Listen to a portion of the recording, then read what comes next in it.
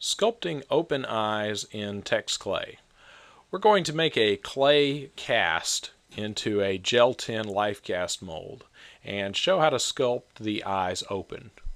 This is a gel tin face cast mold made with Platsil gel tin directly over a subject.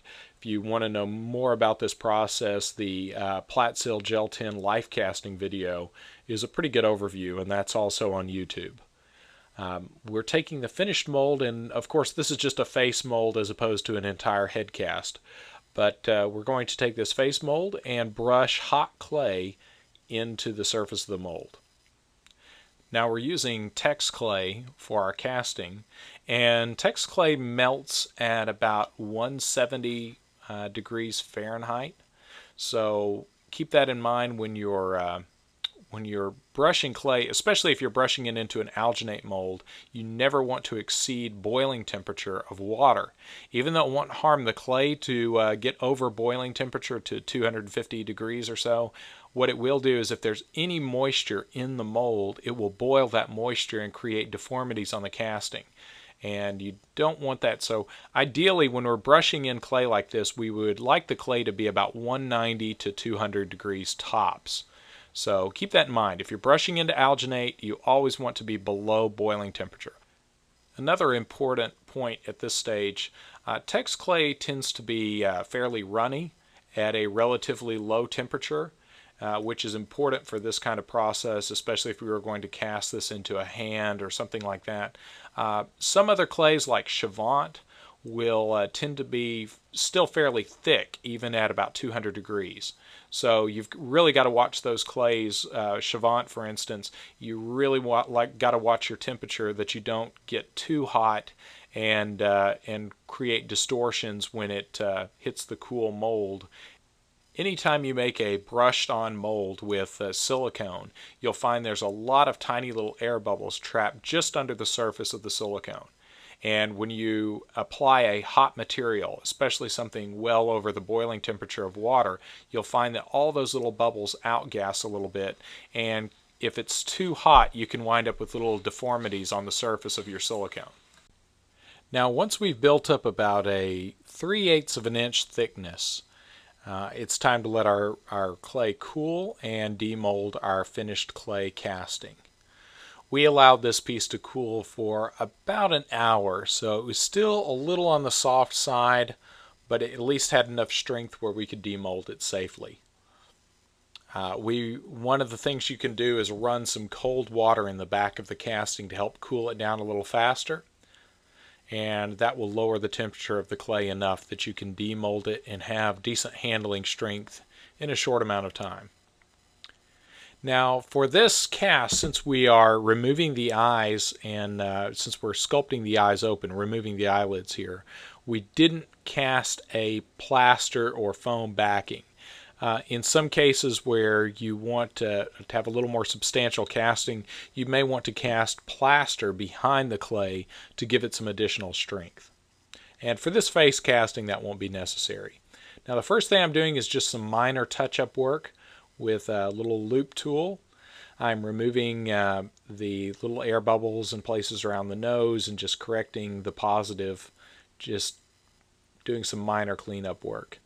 And this is one of the big benefits to using a clay positive here for cleanup work before making another mold, is we can very easily subtract from that without having to grind or sand on our piece here.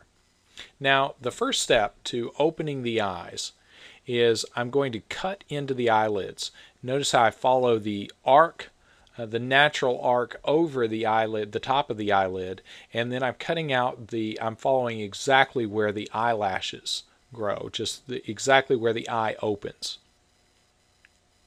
Now I'm using a dental tool here to make that cut, and just very carefully cut into the clay there and push that little glob of clay right on through to the other side.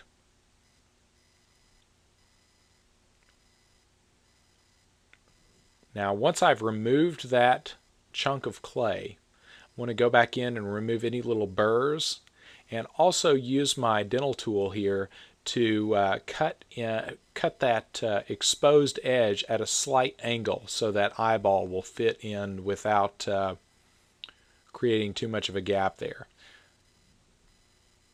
Now, one thing I do when I'm placing my eyes from the back of the head like this is I like to push them forward into the clay just a little bit, only about 1/8 of an inch. Just push them in a little bit. Once they meet the clay, push them in a little bit further so they push the eyelids out just a little bit. You'll notice the eyes, when they open up, move forward very slightly. When your eyes shut, your eye recedes back just a little bit. And to mimic that, when we place our acrylic eyes, we want to push them out just a little bit.